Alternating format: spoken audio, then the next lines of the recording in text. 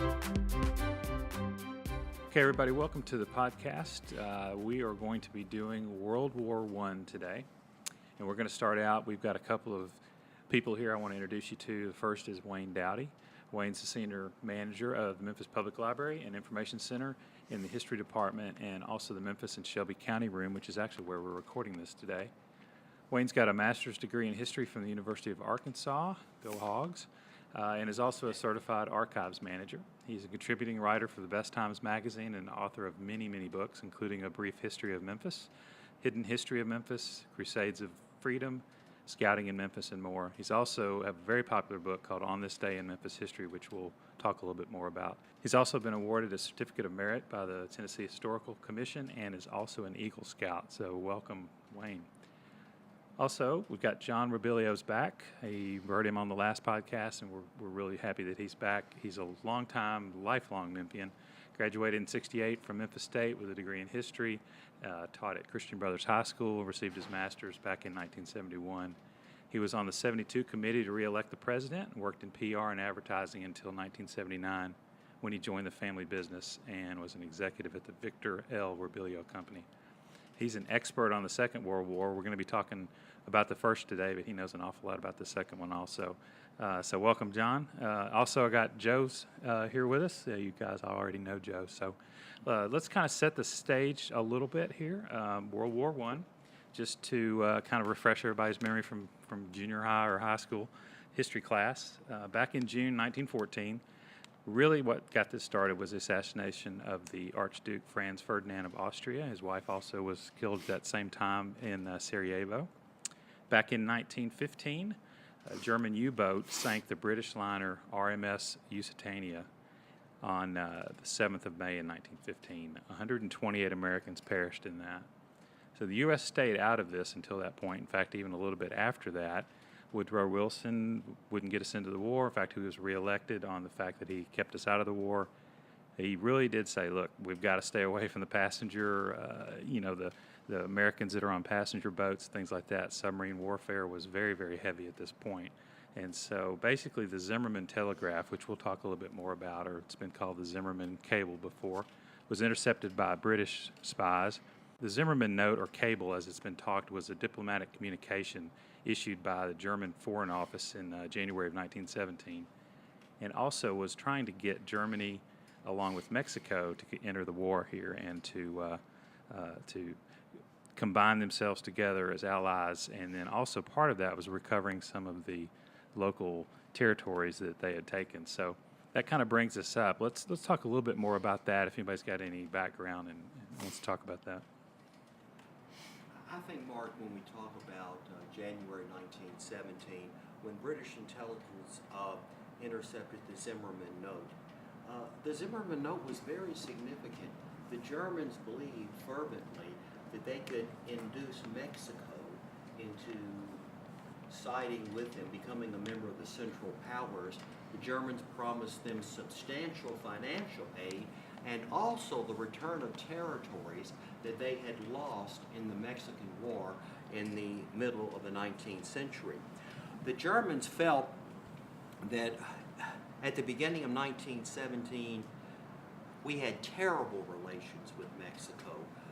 You'll remember that Pancho Villa had actually attacked a city in New Mexico, Columbus, New Mexico, and Preston Wilson, he had approved an army expedition to Mexico in 1916, which obviously did not endear our government. Right. And so there were very bad relations between the Mexican government and the Wilson administration in January of 1917, setting the stage for the Zimmerman note. Right, which was again intercepted by the British spies there that immediately turned that over to us, and I'm sure was not difficult to get our attention from that. Okay, so that kind of brings us up into 1917, basically when we're in the war at that point. April 6th was when it was declared. And so what's going on in Memphis at that time? Do we have some ideas of what it was like in Memphis around that time? Well, the city was, of course, closely watching events in Washington and watching the declaration of war. And immediately after the declaration of war, Senator Kenneth McKellar, who was, or I should say Congressman Kenneth McKellar, requested troops be sent to Memphis to guard the bridge across the river, and also to guard several thousand pounds of cotton that were in the city waiting to be shipped.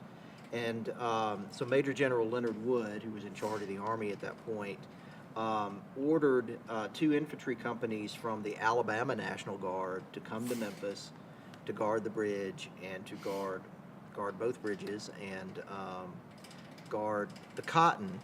The reason the Tennessee National Guard wasn't sent was because they were in Texas guarding the Mexican border, as John was talking about the relationship between the U.S. and Mexico. There are many Army units and National Guard units that for several years had been either on a punitive expedition in Mexico or guarding the border to make sure that raiders like Pancho Villa and others wouldn't invade the United States again. So that's the first thing that really happens. And of course, there's a great deal of patriotic feeling in the city. There's a major sort of rally at Overton Park in the middle of the month, and then of course young men begin to join the military almost immediately.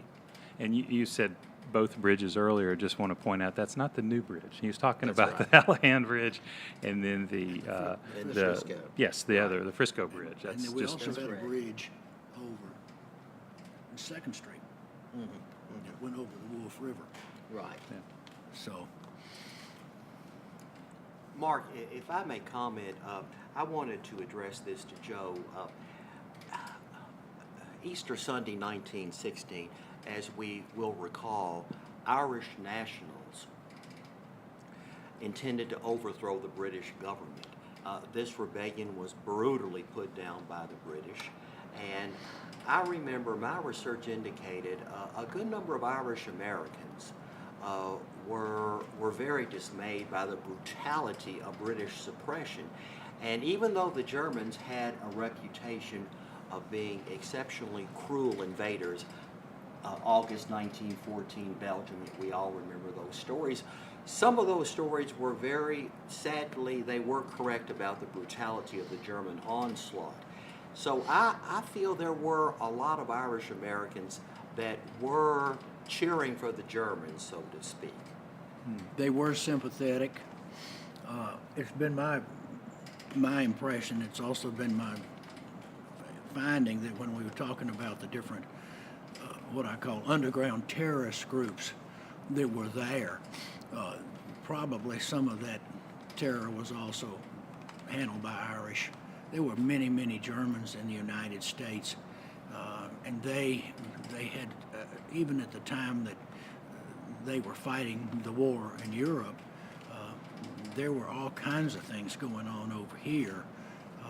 There was a group of officers that formed up the city of New York's bomb squad because they knew that there were German terrorists out there. They were trying to figure out how had come up with explosive devices that they would eventually use, and of course that brings us up to the thing of the event, what we know as Black Tom Island. The Black Tom Island was a freight island in the New York harbor, and on July the 30th, 1916, an explosion occurred there that put a crater in the ground about 350 feet wide by 175 feet the other direction. It destroyed 13 buildings and 100 rail cars. It actually destroyed 75% of the United States' ammunition that was scheduled to be loaded on boats and sent to the war. President Wilson played it down in the media, and there wasn't a whole lot written, but there are stories out there. The New York Herald wrote a big story. This explosion was so great that it sent shrapnel and flaming brands into and destroyed, basically put holes in Miss Liberty's torch.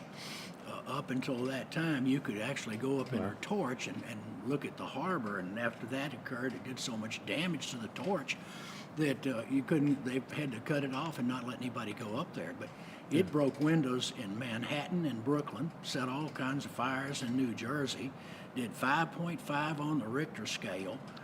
6 or 7 miles away, it had broken windows. They felt it go off in Maryland.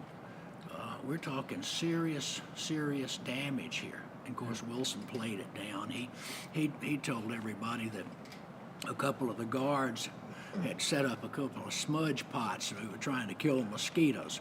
He did not want at that time to let the Germans know that they had caused this, and this right here, this event will play a major role in what Roosevelt did when World War II came about, because he made the statement that he was not going to have a Black Tom Island event, and that's why they went in and put all the Japanese American in internment camps, because he didn't want to have to deal with any of their perceived loyalties, threats that were there, because he was having to deal with all these German families that were over here. And they had some sophisticated bomb-making equipment of the day. And we'll talk about that in just a little bit. So, Well, and the Memphis police were, of course, very much aware of Black Tom and the threat of possible German terrorism. Right after we declared war in April of 1917, the Memphis police picked up a man named Egon Schultz, who was apparently a German national, although he was very vague about where he was from. At one point he said he was from San Antonio, Texas, but he didn't have any papers on him. He had nothing, he didn't know anything about San Antonio, Texas, and but he had maps of Tennessee and Arkansas on his person, and so they arrested him very quickly. He spoke with a thick German accent, so he may have been one of the vanguard of the terrorist cell that eventually was active in Memphis. April 3rd, there was an article in the Memphis Appeal. I guess it would be the Memphis Appeal. I can't remember. But on April 3rd, 1917, they put out an order to Memphis police officers and detectives, and they said, you will go and you will protect government buildings and businesses involved in supporting the war effort. And we had those here because, being the hardwood capital of the world, they were using our lumber to build aircraft frames and wings, right, and other things. And of course, with the cotton lint is one of the products needed in making nitroglycerin. And there were other chemicals that were made here, and every kind of business that was involved in the war effort now became a threatened target, because after the Black Tom event, there were 15-something DuPont plants in Maryland and all around the New Jersey area, and every single one of them was hit. We were having major fires in stockyards in Chicago and Duluth, Minnesota, and these were big fires that required every bit of fire apparatus a city had. They had to use dynamite. Dynamite was a fire control device that was popular amongst cities. The fire chief at the time had the authority in fact, he had to be bonded, and ours were here in Memphis, but they had to be bonded, but they had the authority to use dynamite if they could not stop the fire. And they've had to use dynamite on 2 of these fires because they were so big, and these were fires where 10,000 horses were scheduled to go as part of the war, and mules, and of course we had hay here. We had all kinds of chemicals in Memphis, and of course this was a marshaling point here with the bridges and the river and everything. So we were vulnerable. It just hadn't happened here yet, but it was happening everywhere but here. A superb target. Memphis represented a superb target. Joe, about the major explosion, not major, about the gigantic explosion near Right. The Statue of Liberty, you mentioned a huge amount of ammunition. May we suppose most of that ammunition was consigned to the Allies, that is, the British and the French? Absolutely. We know for a fact that they had brought all of that there because that whole island was a warehousing island. And these ships would pull up there and these rail cars would unload, and the Germans knew this, and they took it out. Black Tar Island, therefore, disappears. Yeah, but, well, pretty much. It pretty much did. And it killed 5 people, but it hurt about 150 people from injuries, blast injuries, and projectiles going through there. And it did a lot of damage to us. But he did what a lot of presidents do. He's played it down. Downplayed. We've talked about what the Japanese did here during World War II, and like in California, the president played down all of this, and our enemies didn't get excited about it. I don't understand that part of it, but Because I know that President Wilson, when he was reelected, he emphasized to the American people, I will do all that I can to keep you out of the global conflict. Right. We elected on that promise.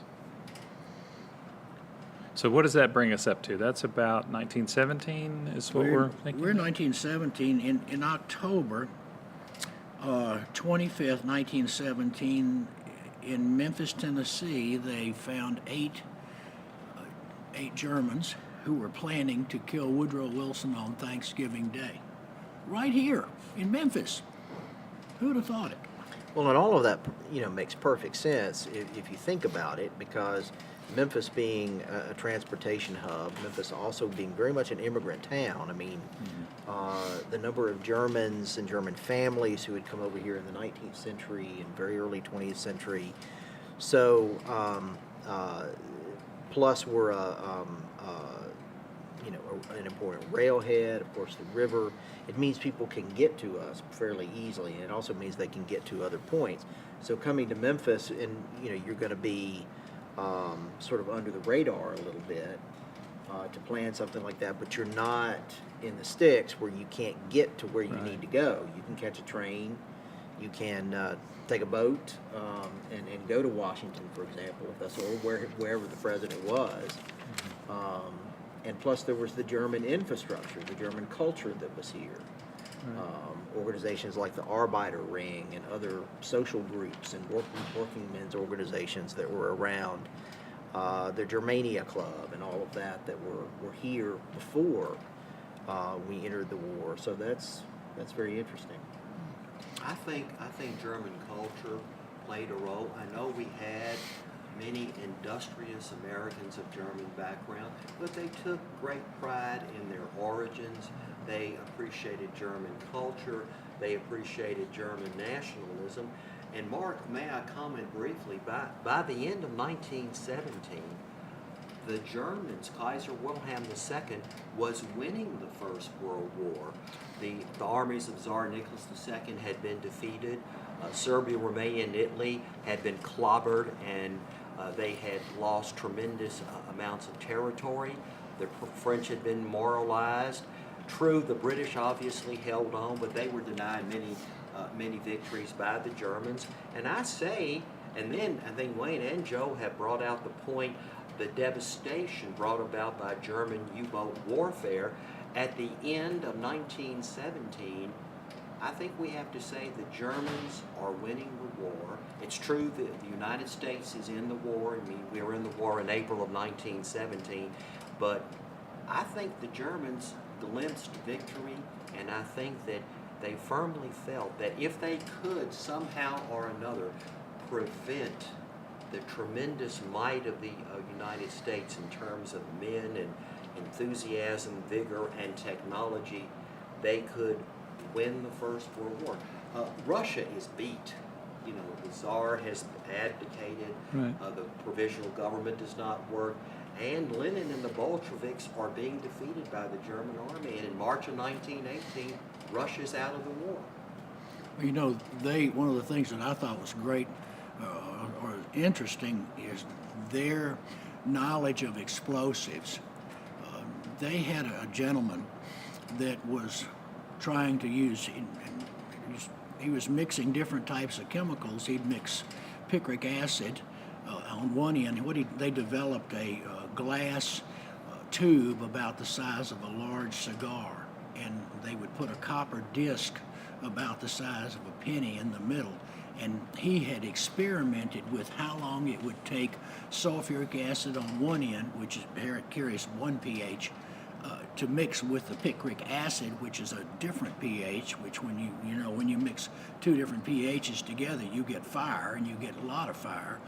He had figured out the burn-through time, the eat-through time that would eat through that copper disc, and he had them figured out so that if he wanted something to blow up inside the hull of a ship, somebody would plant it, and 3 days later, as soon as the boat's out in the middle of the ocean, it explodes.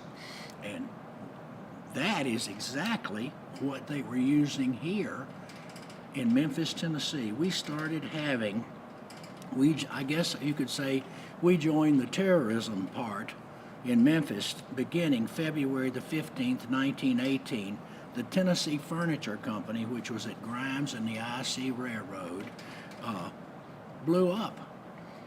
And the first fire, they didn't think much of it. But then as we started to have other fires, they started getting with other cities and noticed that other cities had had the same kind of things. March the 9th, 1918, Memphis Furniture Company, heavy fire, blew up. Then March the 25th, 1918, the J. Rose Warehouse, which was at 767 Kentucky, the entire building was on fire, including 38 rail cars. Think about this, 38 rail cars. Now, this particular fire and the fire that occurred on May 31st, 1918, at the John Wooden Sons, which ended up being a third alarm fire, 12 hose streams were needed for this fire. 10 hose streams were needed for the J. Rose Warehouse. We're talking a lot of fire here. We're talking Rustwood ballpark size fires. Right.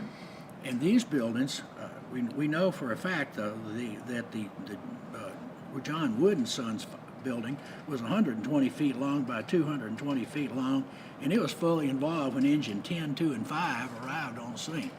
And we've got documentation on that. Anderson Tully Lumber Company had fired June 1, 1918, and on August the 3rd, 1918, National Bedding. All of these companies were investigated by the Justice Department. Memphis Police and Memphis Fire brought them in because these fires were all caused by incendiary type device. Yeah, every one of those would make huge fires because there were furniture companies. They had all types of things that would burn. Lumber companies. They wanted to take out anything that was involved. In fact, the fire at Rose sent 13 firefighters to the hospital. They had 150,000 pounds of sulfur at this particular warehouse. Sulfur is a major component of bombs. Mm-hmm. Now, I can't tell you why we would have it here, but it sent the fire chief, the two assistant fire chiefs, Venturini and John Moore. Fitzmaurice was the fire chief, sent all three of them home, blinded them with sulfur fumes, sent 8 firefighters to the hospital with sulfur fumes. Back in the day, nobody wore any kind of breathing apparatus. They'd wear a breathing apparatus today, but it was non-existent in 1918. War-making potential. All of this makes sense. All of this is logical. Well, it's also interesting that that it comes in 1918 as opposed to 17, as we've already seen. The police were vigilant, at least in the early days, and picked up Mr. Schultz, who knows what he was up to.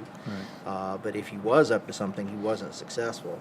And then also in the spring of 1917, there was a Boy Scout named Charles Wales, who was a radio enthusiast, and one evening in his home, he had his wireless radio set, with headphones, and listening, but there are no broadcasts at that point. It's you're listening to Morse code. You're listening to various railroad codes.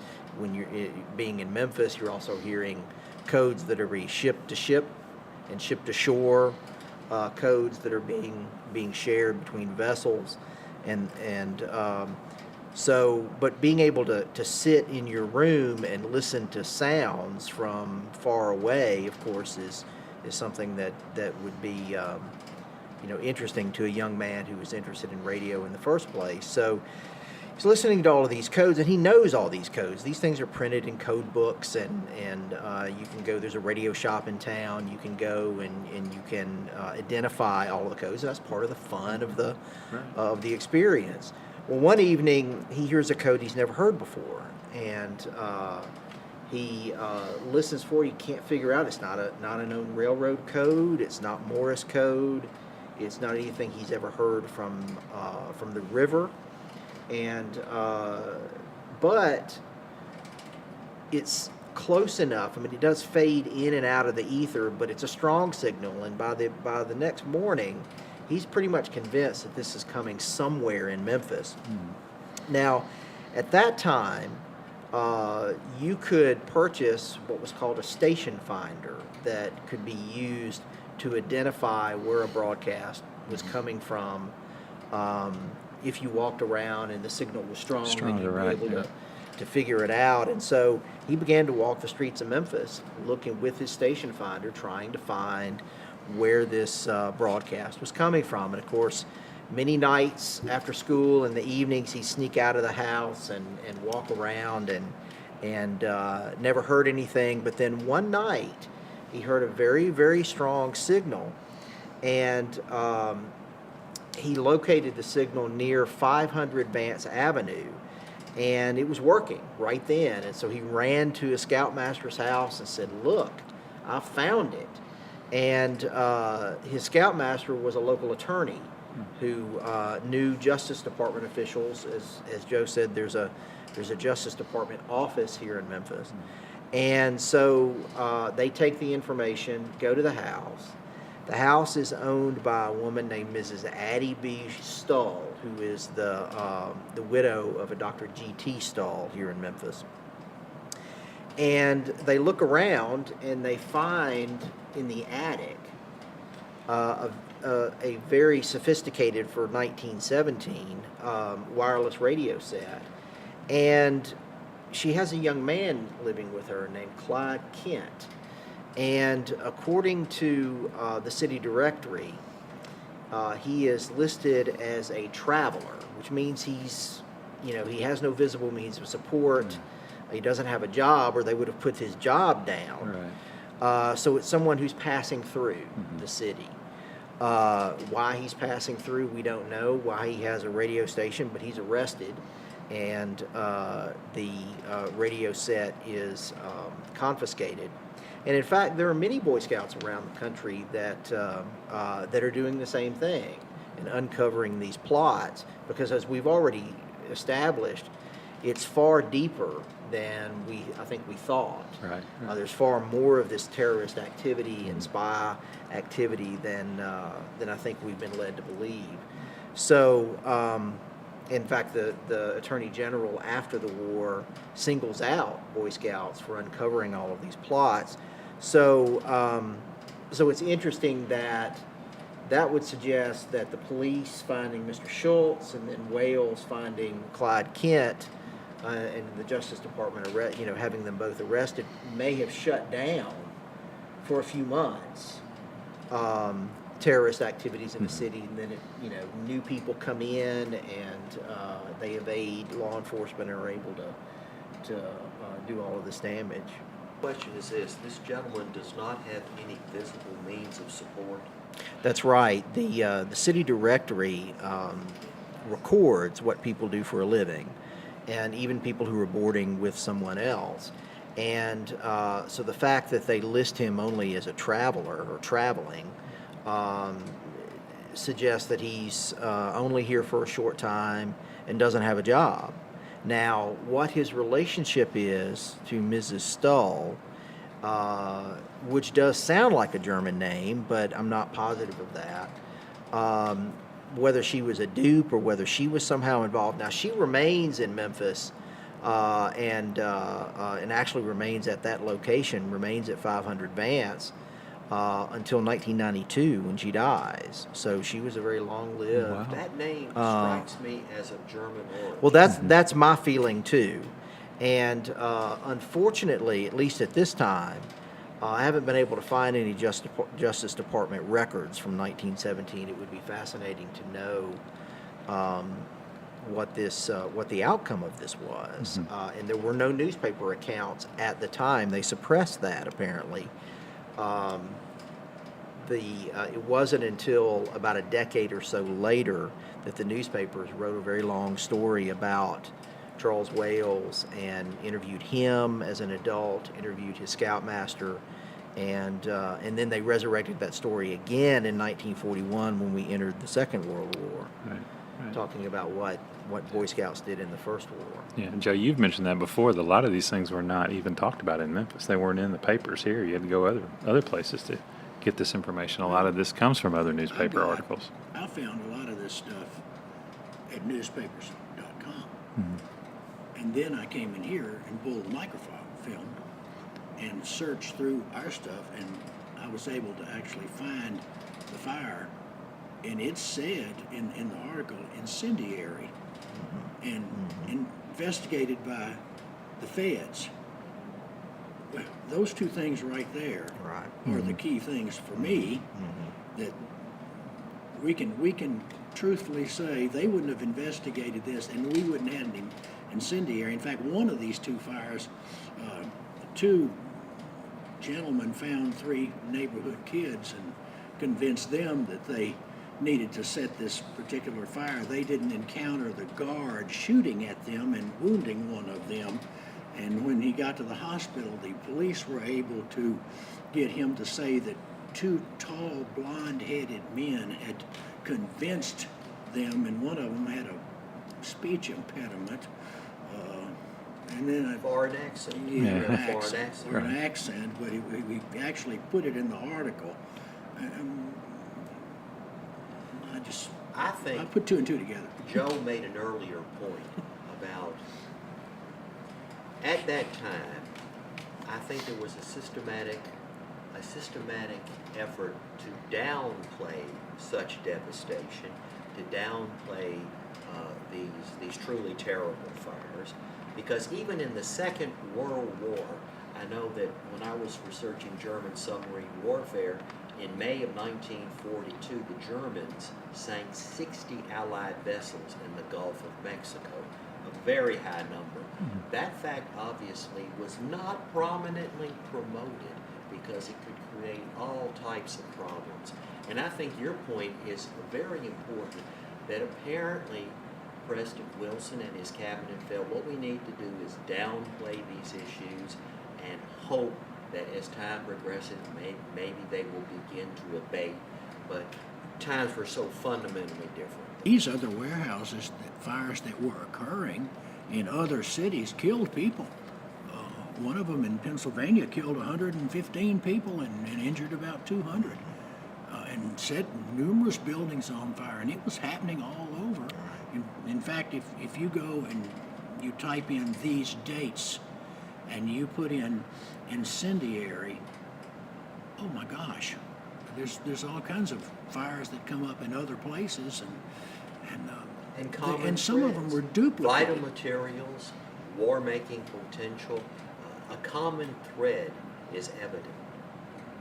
Well, and even beyond the actual destruction that hampered the war effort, there's a broader issue. There's a hysteria that grows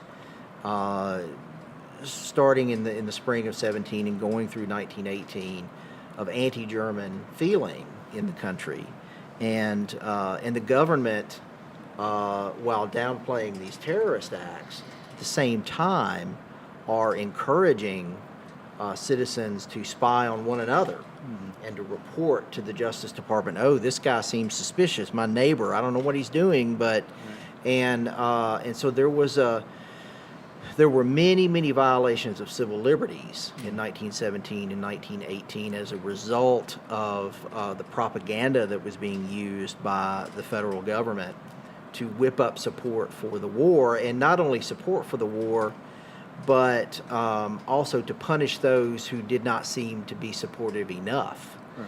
And you had 5-minute men who would go on streetcars and stand on street corners and say, support the war, buy a Liberty Bond, all these kinds of things. And if you were seen as a shirker or a slacker, then you were ostracized. And in fact, there's a point in 1918 when the police chief says, starting tomorrow, if you don't have a job, we're throwing you in jail because we're not having these people laying around. We have boys overseas who are being shot, right, and you're sitting around here doing nothing. And we're going to pick you up and we're going to make you work somewhere. And that was the feeling. Chain gang was. That's right. Chain gang. We had chain gangs here up into the 40s and the 50s. They would hook up everybody in jail, put a chain on them, and they'd go out and do bridge work and very digging. And, yeah, it was. Mark, Wayne's point about anti-German propaganda.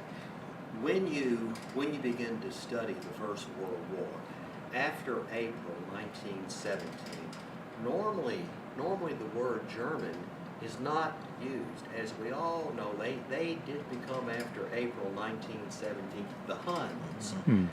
They were depicted as aggressive, predatory, very violent, and of course part of that did relate to August of 1914 when they go through Belgium. They do regrettably perpetrate atrocities, not to the extent of Allied propaganda, but Wayne is very correct. When we join the war effort, anti-German propaganda accelerates, and the Germans are depicted as barbarians, as Huns, as predatory, aggressive, hostile, and brutal. It's a part of our propaganda.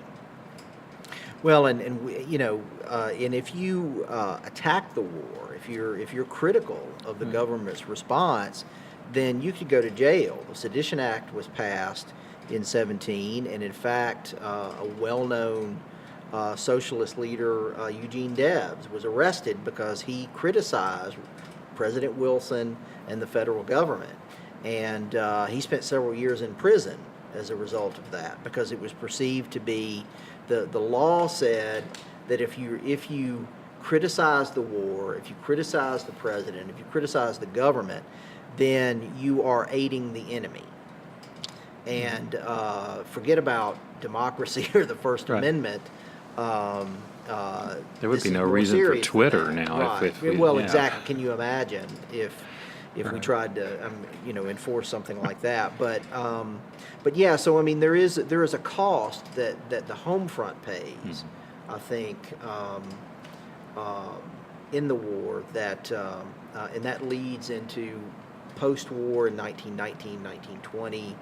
In the Palmer raids and the anti-communist thing, which the first Red Scare, and it's very difficult once you whip up people's emotions, then to control those emotions, right, which is what I think we really see that in 1917, 18, and of course we've seen it since many times. I would like to comment, Mark, that in 1918. When obviously by 1918, Tsar Nicholas II, he's abdicated. In fact, he's a prisoner. He and his family are a prisoner, and as we know, regrettably, very soon the Bolsheviks will kill every member of his family. Right. I think it's important for our viewers to recognize in 1918, our country and Britain and several members of the Allied camp sent troops to Russia in order to fight the Bolsheviks.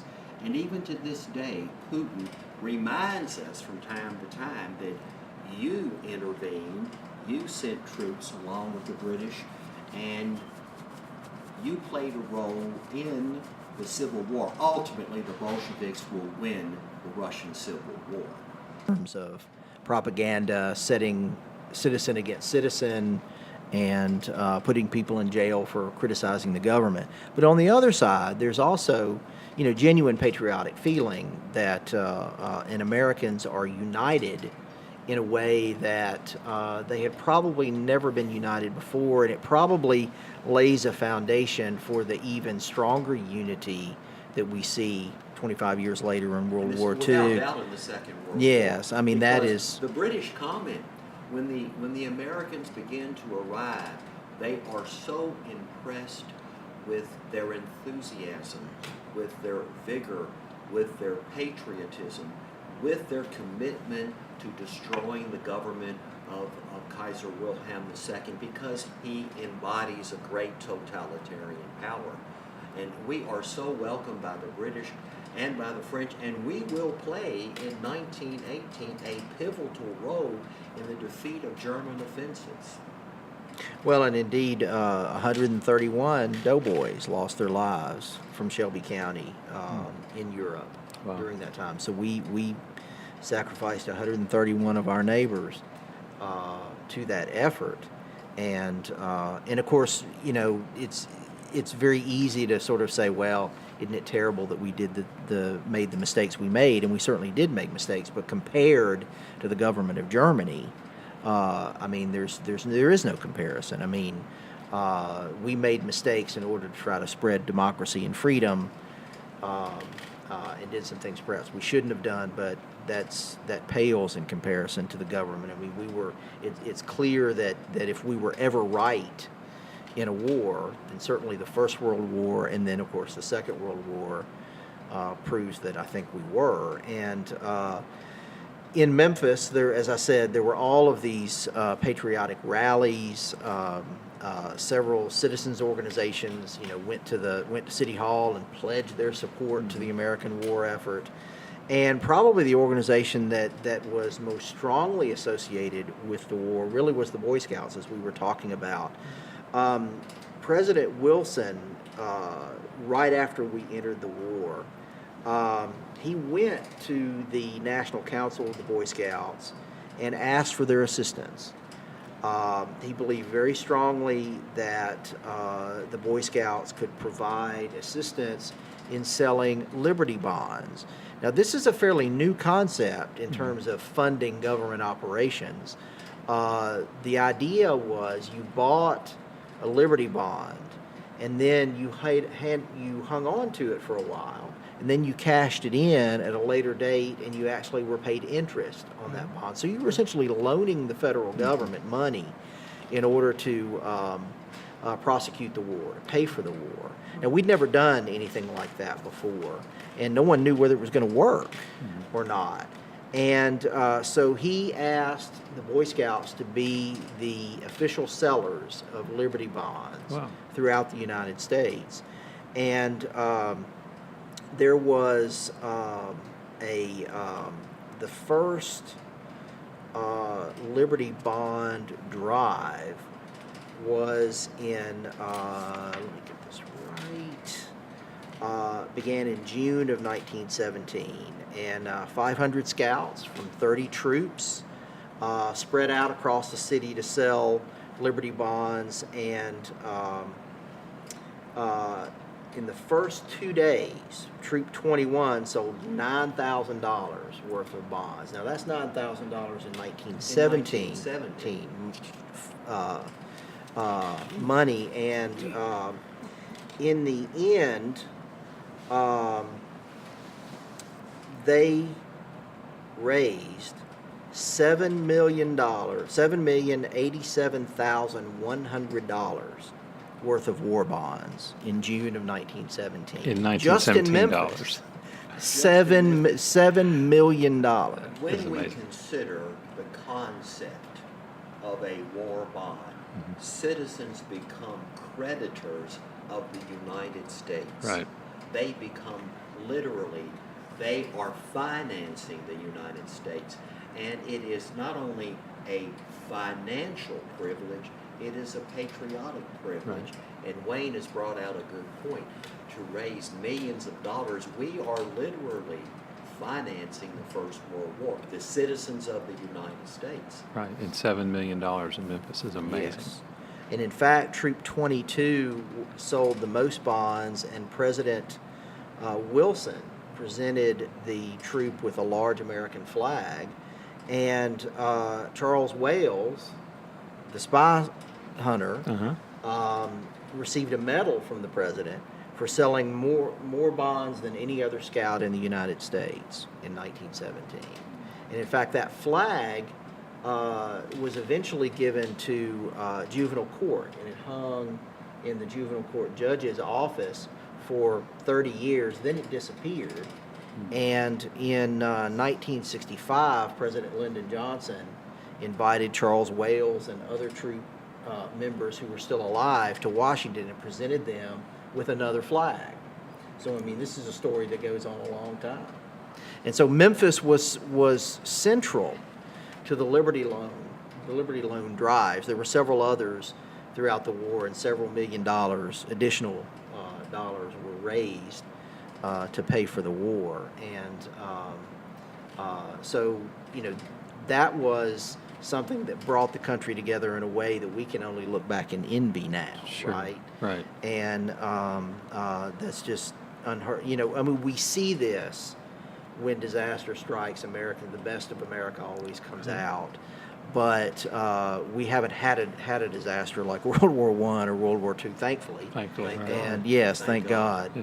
And but it is to see how people reacted to the war, both in good ways and in bad, but mostly good, I think. Right, and we'll link some more stories of the Charles Wales. I know you've written about him in your book, and we'll also link to some more info about him on the website.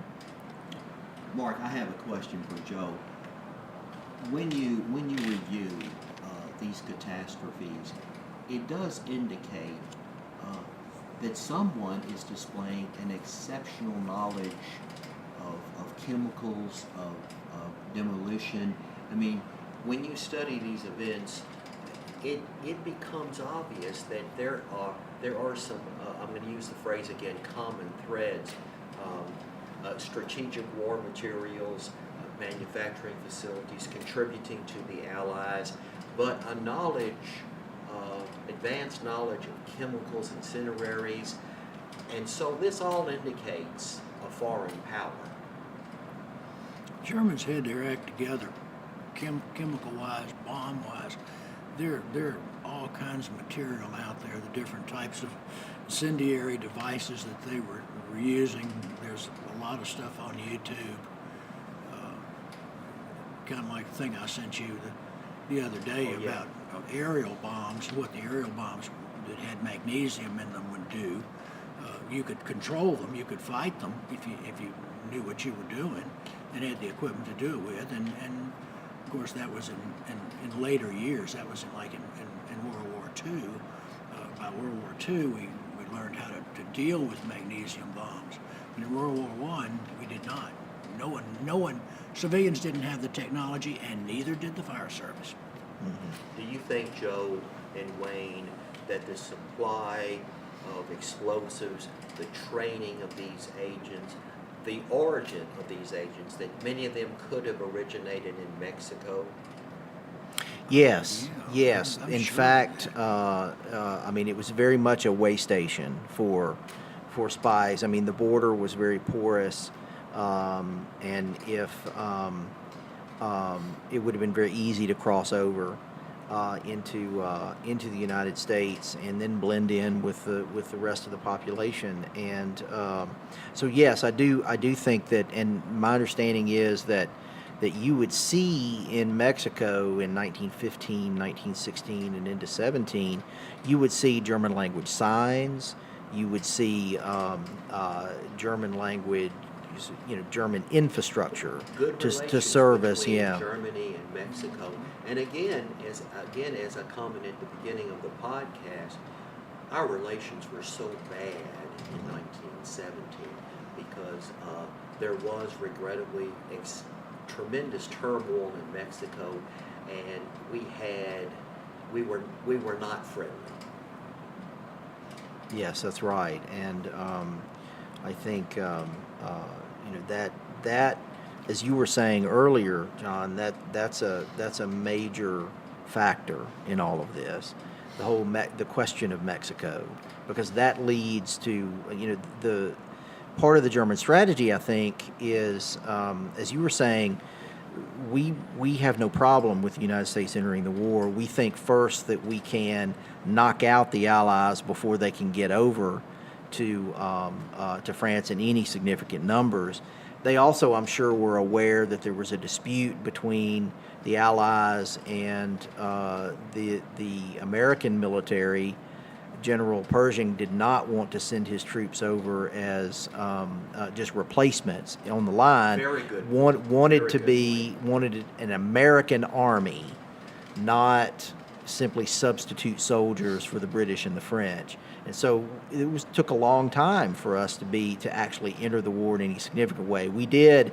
There was a point, as you were saying, Germany was very close to winning the war, and there was a point in the end of 1917, I believe, where there were some breakthroughs along the line, and they begged for troops to be sent, and there were some American units that were sent in piecemeal to bolster the Allied line. But it's not until 1918 that we begin to attack as an American army with our own sector, and so they were aware, I'm sure, of those disputes and hoping. Joe and Mark, we performed very well in June of 1918. The Marines won the Battle of Belleville Woods, and from September of 1918 to actually almost the armistice, the United States Army performs very well against the Germans.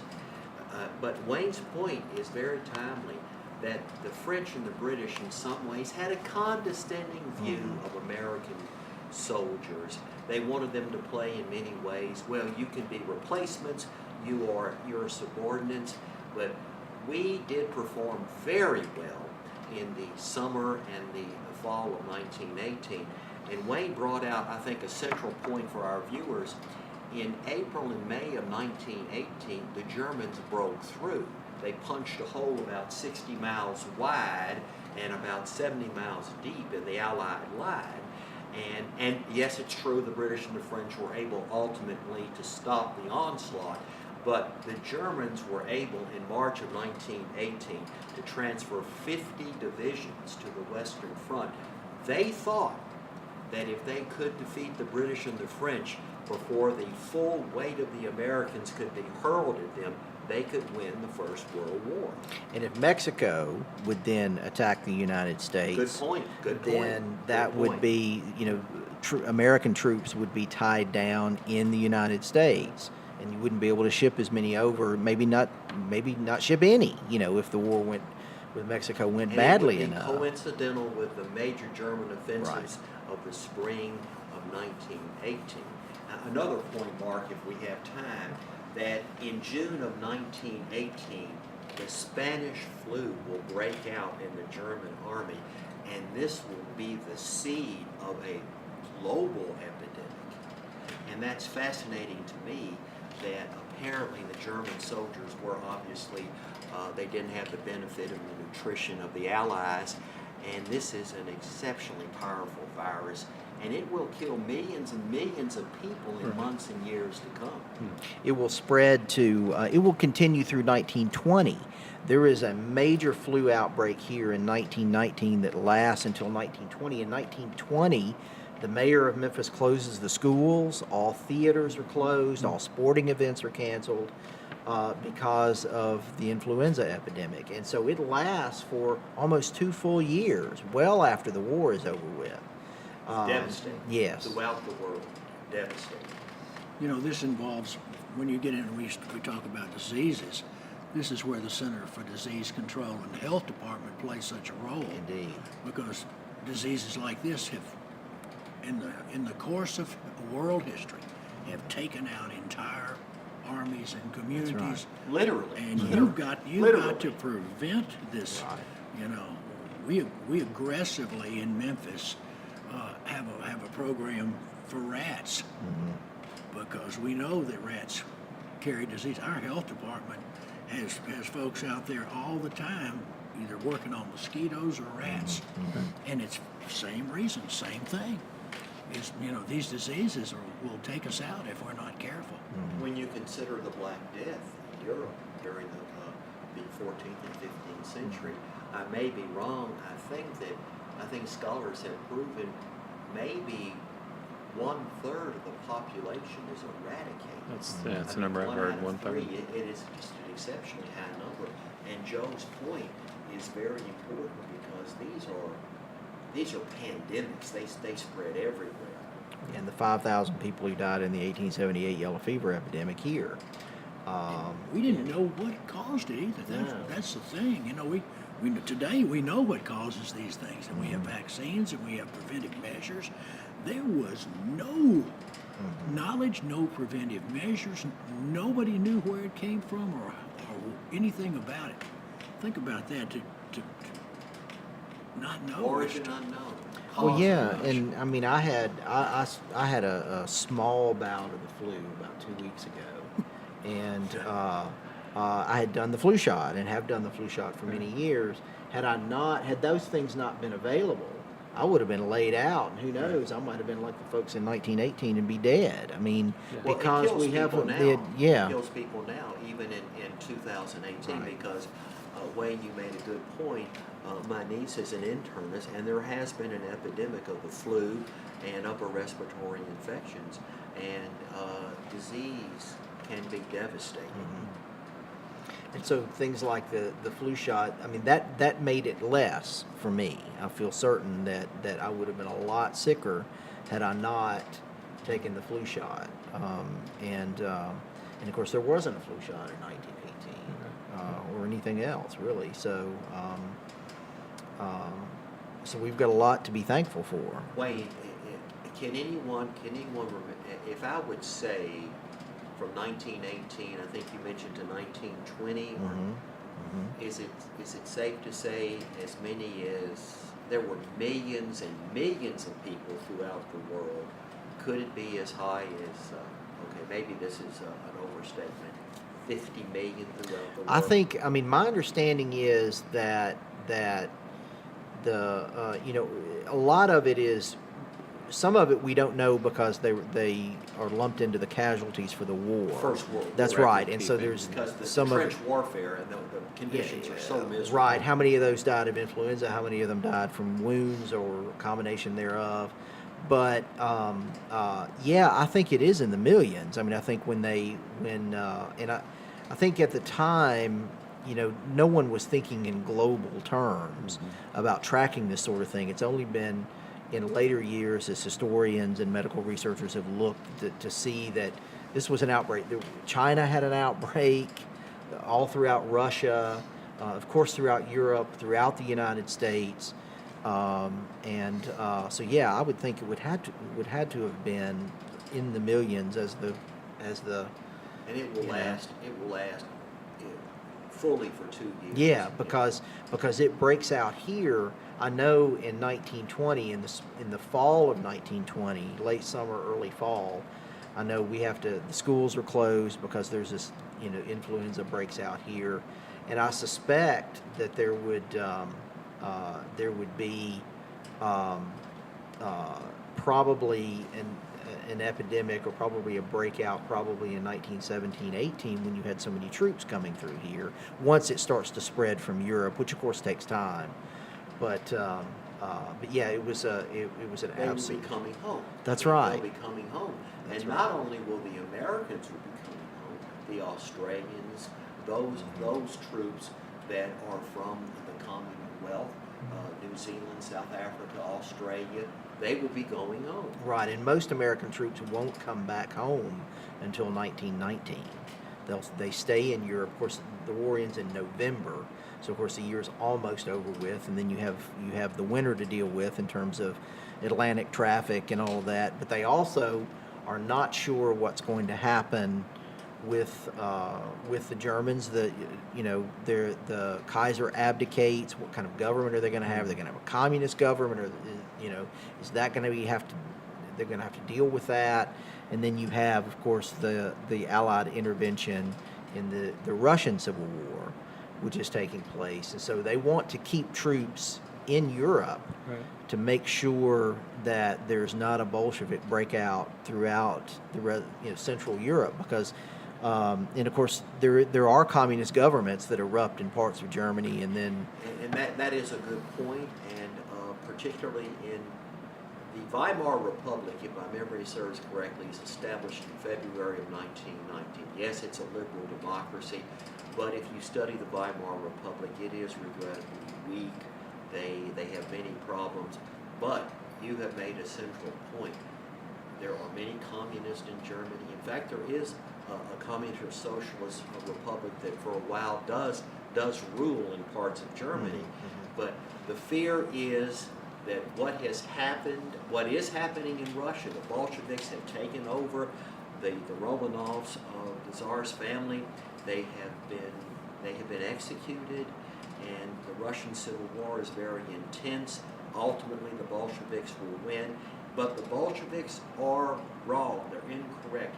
Their revolution does not become global, even though they have sympathizers in Europe and throughout the world. That by the 1920s, peace is beginning to return to Europe. yes, that's a very good point. And so by the end of 1919, there's no need for American troops, or there's a belief that there's no more of a need, so they begin to return home. And I know someone like Harry Truman, for example, captain of artillery battery, is in Europe in 1919, and he writes, I think, best, and says, I don't care if there's a purple revolution in parts of Europe, I want to go home. And that was a common theme, and so, but it was clear. Browning, he had served in the First World War with distinction, and as you say, Americans want to return to their loved ones. That's right. That's right. All right, that kind of brings us up to the end of the episode. It's been an excellent talk. I really appreciate both of you guys here, John and Wayne, being here, and Joe. A great conversation about World War I in Memphis and the things that it meant to this city. Hey everybody, thanks for joining us as we walk through Memphis during the First World War. I'd like to invite you to go out and like our Facebook page, follow us on Twitter, check out our website at ourmemphishistory.com, and then download our podcast wherever you get your podcast. We'd also like to thank our sponsors for this show, Homes for Heroes, Memphis Public Library, Christian Bricker Designs in Arlington, Texas, and photography by Alex Holloway. Thanks. We'll see you soon.